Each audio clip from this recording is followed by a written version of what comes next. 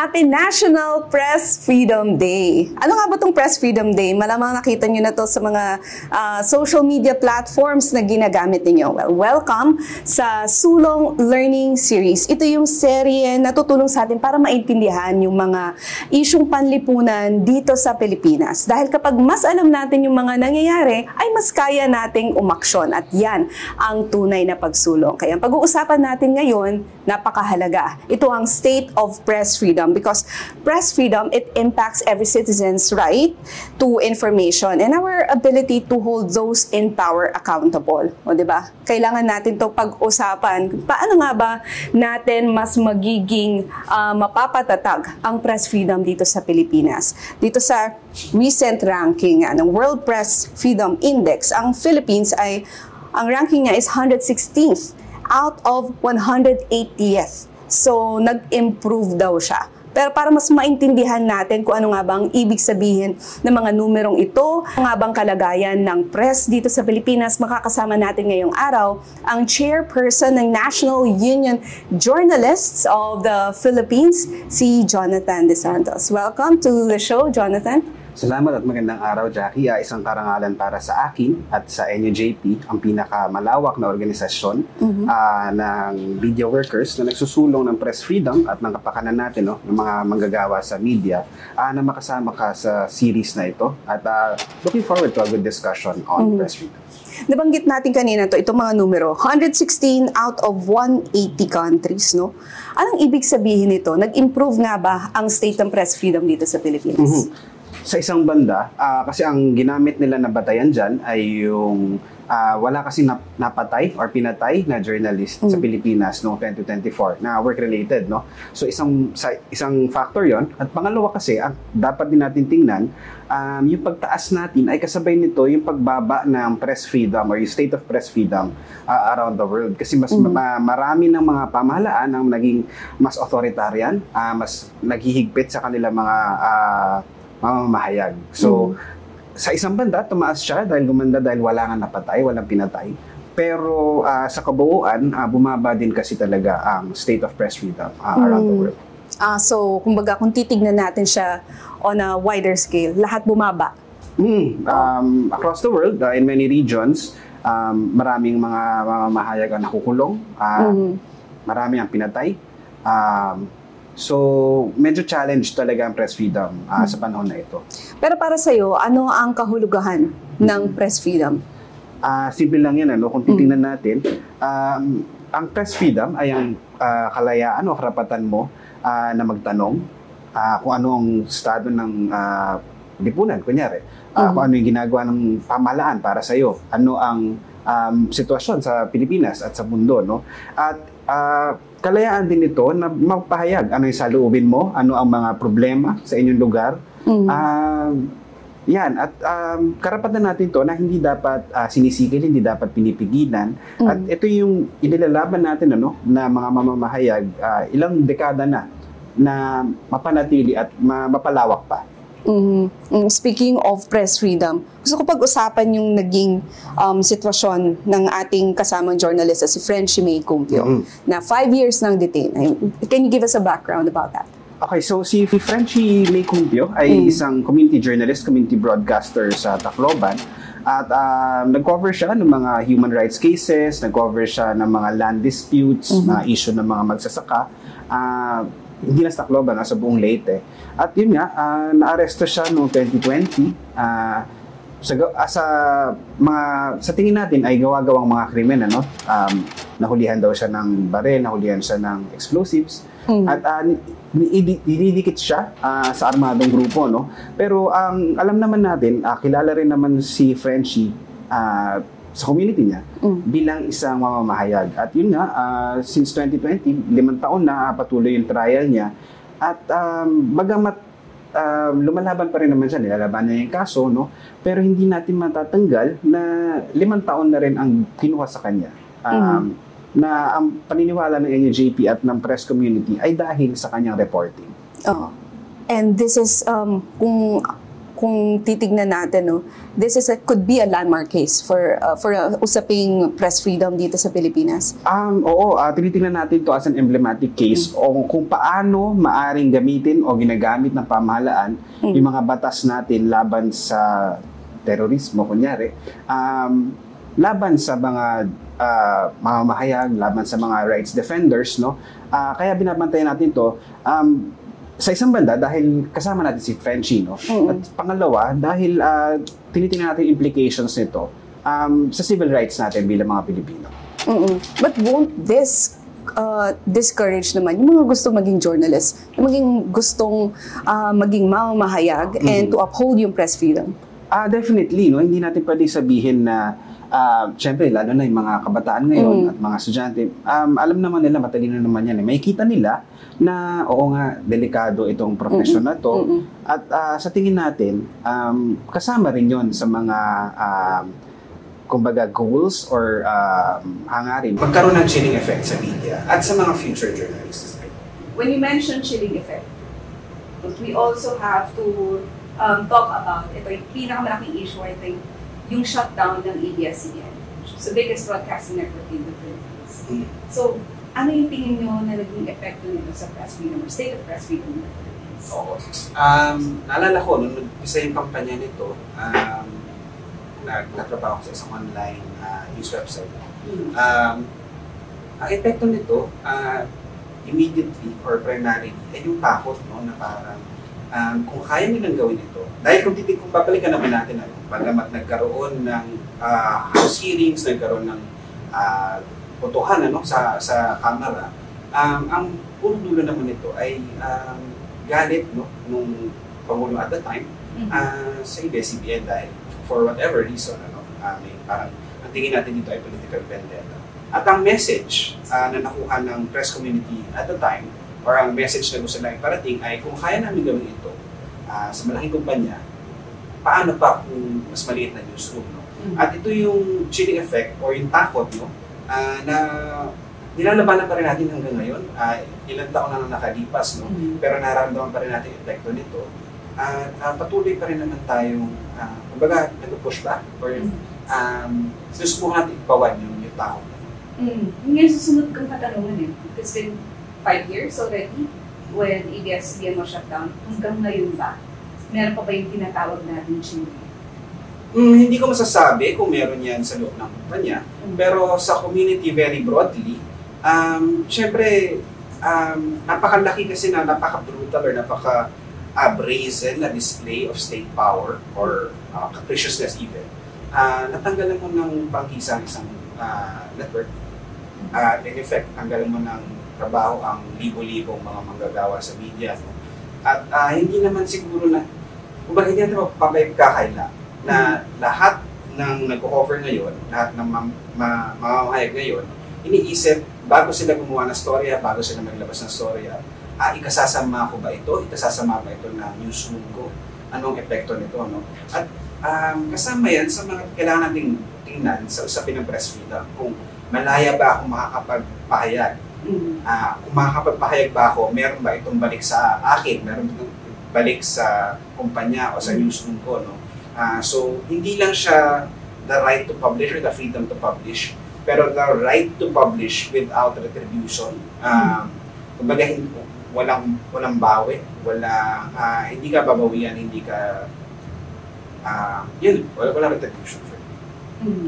Speaking of challenges, and I think one of the challenges that the press is facing, even in the past few years, red tagging.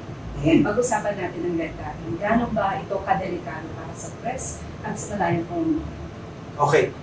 Siguro for background lang, or sakali hindi pa na-encounter ng mga nanonood ko ano yun. Yung red tagging ay yung pagdikit o yung pag-akusa sa mga mamamahayag, sa mga human rights offenders at mga aktivista na magiging parte ng armadong grupo na wala namang batayan. Madalas ginagamit ito pampatahimik sa atin, no? At very widespread siya. And kung titignan natin, very careless yung pagbibitaw ng ganitong mga parata. At para sa ibang tao, parang paratang ng words lang naman yan . Pero kasi kung na-red tag ka, parang in a way ay nilalagyan ka ng target. Sinasabi lang na, pwede natin itong i-harass, pwede natin itong manmanan sa ilang kaso, tulad ng kay Frenchie, pwede natin siyang arrestuhin, ikulong, kasuhan, mga ganyan. No?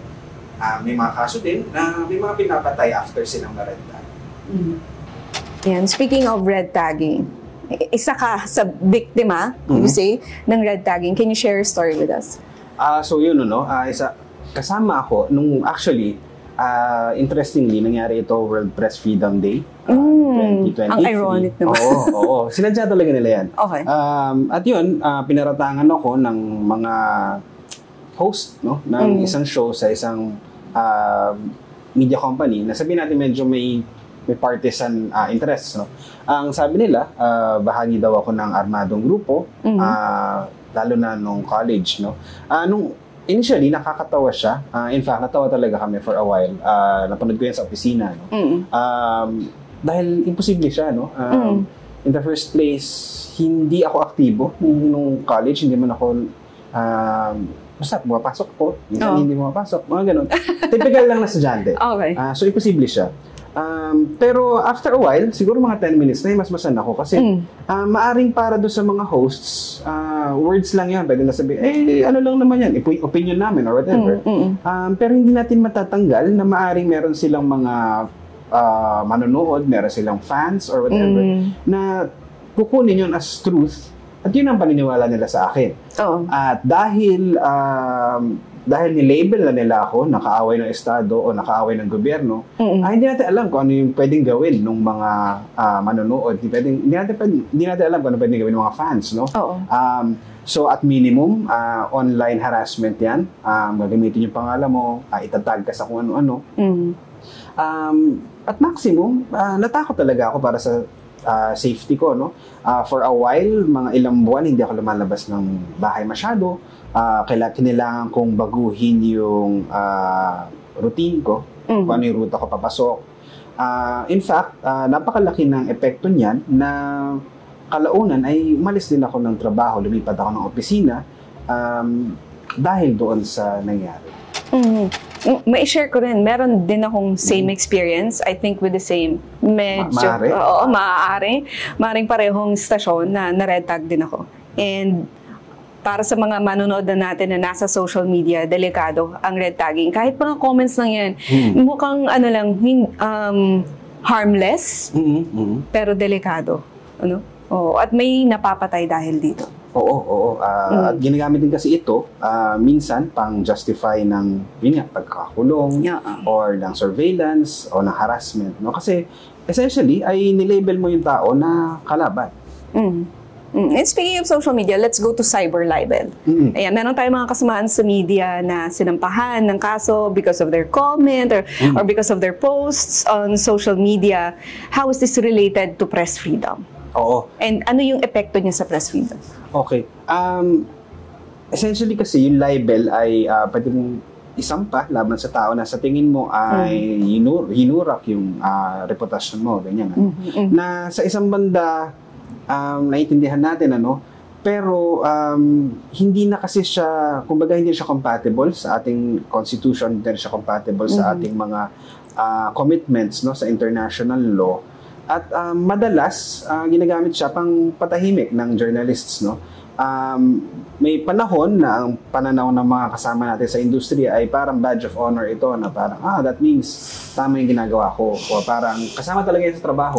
Ang inilalaban natin ay hindi dapat siya kasama.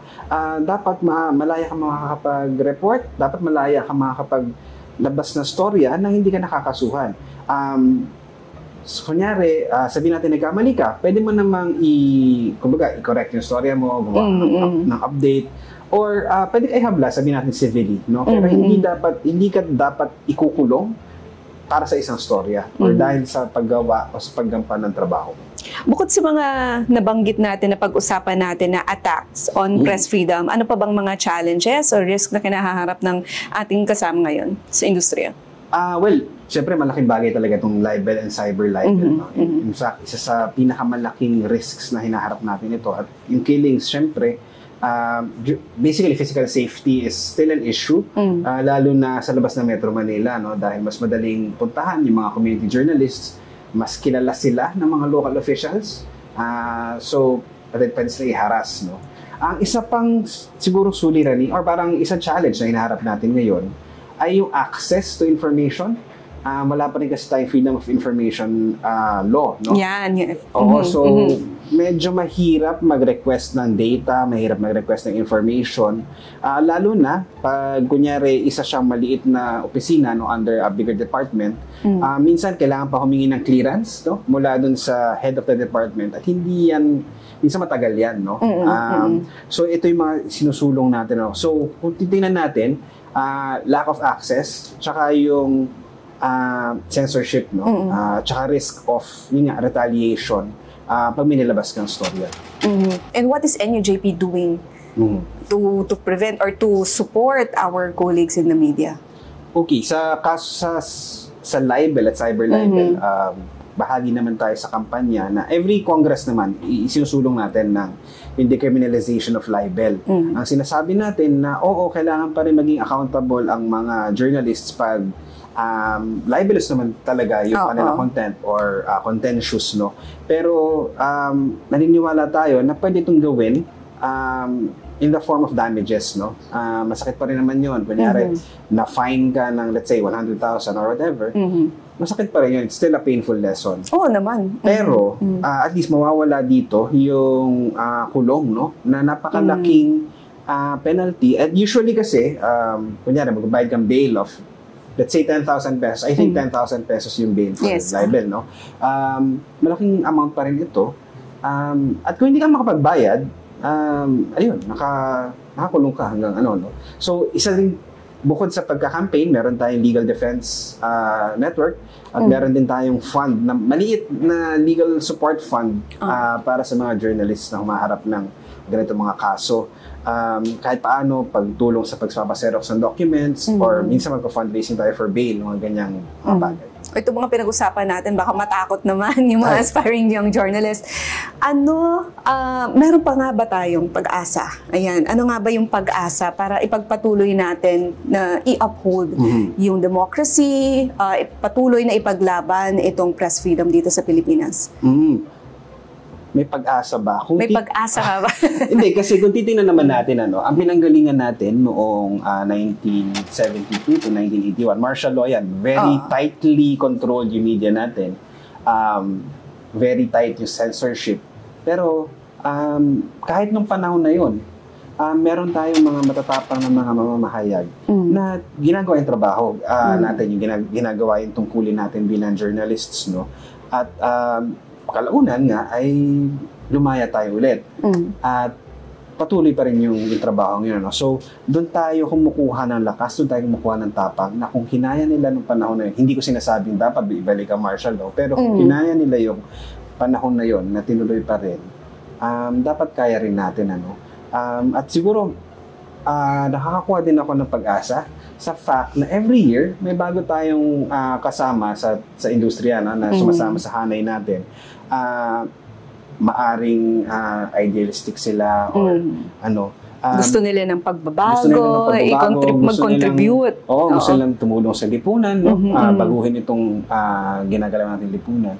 At kung every year ay may bago pumapasok, sino naman tayo para mawalan ng pag-asa? Sila nga umaasa pa rin, di ba? So ang pinakamagagawa natin, pinakaginagawa ng NUJP ay kumbaga hinahanda yung media environment kahit paano, sinusubukang ayusin kung ano yung kaya natin ayusin para yung mga susunod na henerasyon ng journalists ay mas maganda yung media environment na gagalawan kaysa sa yung inabutan natin. Ayan, with all these challenges, with all these risks na pinag-usapan natin, and yung kahalagahan ng press freedom at yung papel ng mga mamamahayag dito sa Pilipinas, paano nga ba masusuportahan ng free at independent journalism? Well, ang pinakamadali, no, at ang primary na pwedeng gawin ng mamamayan para suporta ng free press ay yung pagsuporta sa mga storya, sa mga reports na ginagawa natin, So, hindi enough na kumbaga unang-una syempre, no, tangkilikin yung mga reports, no. At pangalawa, ipakalat ito, no, ipasa natin sa mga kamag-anak natin, ipasa natin sa mga kaibigan natin, dahil nakakatulong din ito sa pagpapalaganap ng storya, syempre, at pinapakita rin ito yung kahalagahan ng mga reports, yung kahalagahan ng mga trabaho natin, ano. Pangalawa, kung kaya, ay suportahan natin ng mga journalists na ginigipit, no? Tulad ni Frenchie, at iba pa, no? Tuwing meron tayo nakikita mga journalists na hinaharas, sana tumindig tayo kasama nila. Hindi ko naman sinasabing lumabas tayo sa kalsada para gawin yun, pero pwede naman sa social media, for example, or pwedeng kahit pag-usapan lang natin sa pamilya natin, sa bahay natin, na ganito pala yung nangyayari sa mga journalists natin sa Pilipinas, no? Pero yun, primarily talaga yung pagsuporta sa trabaho natin. Dahil in the end naman, bagamat maaaring personalities tayo, no? Pero at the end of the day, ang ginagawa natin, yung trabaho talaga natin, at yun yung output natin. So, just read, watch, tsaka i-share natin yung mga story na ito. Para mas ma-imagine nila yung kahalagahan ng papel ng press freedom. Paano kung walang press freedom? Simple lang. Dito sa Pilipinas, Oo. Maaring, sige, tingnan natin. Sabihin natin, may lubak sa kalye ninyo. Kanino ka lalapit? Dapat kay mayor, dapat kay barangay chairman, or kung sino mang opisyal, no? Pero paano kung hindi ka pinapansin? So isang role ng media yung i-amplify yung ganitong mga suliranin na hinaharap ng mga mamamayan, ano?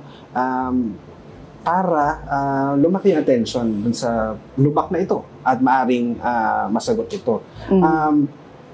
Maari ring may mga question. Bakit nga ba may lubak ito? Wala ba tayong budget? Hindi ba naglaan yung pamahalaan ng pera para dito, no? So, kung wala yung media, mas mahirap malaman yung mga sagot dito. Mas mahirap malaman man lang, let's say, ng mas nakakataas na opisyal na, may problema pala dito sa barangay na ito. Ganun lang siya. At hindi natin may lalabas sa loobin natin. In a way, mapabilitin tayo magtiis na lang. At hindi naman natin deserve. Hindi natin deserve na magtiis. So, mas deserve natin na? Magandang serbisyo, magandang lipunan, ano? At the very least ay matakpan itong lubak na ito. At napakinggan tayo. At sa isang banda rin, kung ang mamamayan ay frustrated sa level of service na nakuha sa gobyerno, no? Saan sila tatakbo, di ba? Yung media ay in a way parang exhaust valve din, no, ng mga frustrations ng tao, na in the hopes na maabot nga yung kinauukulan, ano. Kung hindi, maaari mag-build up ito ng resentment laban sa gobyerno, laban sa lipunan, na maaring maging cause pa ng mas malaking gulo. Nabanggit mo kanina, ang nagbibigay ng pag-asa ngayon sa industriya ay may laging bagong sumasama sa ating hanay, na gusto maging journalist. Pero anong advice mo sa mga young journalists with all these risks, itong mga challenges na pinag-usapan natin, and the state of press freedom? Anong advice mo sa kanila na gusto nilang pumasok sa ating industry? Well, hindi natin made-deny na it's a very challenging profession, ano? At minsan delikado talaga. Siguro, kung papasok tayo rito, huwag tayong papasok na walang alam. Huwag tayong mag-expect na sobrang rosy ng situation, ano. Pero siguro, kumuha rin tayo ng lakas sa fact na hindi kayo nag-iisa napapasok dito, no? Sama-sama naman tayong natutulungan para mapaganda yung sitwasyon natin as journalists.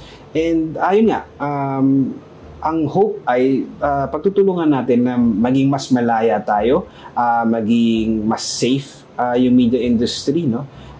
So yun lang, tiwala lang din sa mga kasama, at tandaan na hindi ka nag-iisa at hindi mo rin kasi magagawa yung trabaho na mag-isa lang. Okay. Maraming salamat, Chairperson Jonathan De Santos. Maraming salamat siya.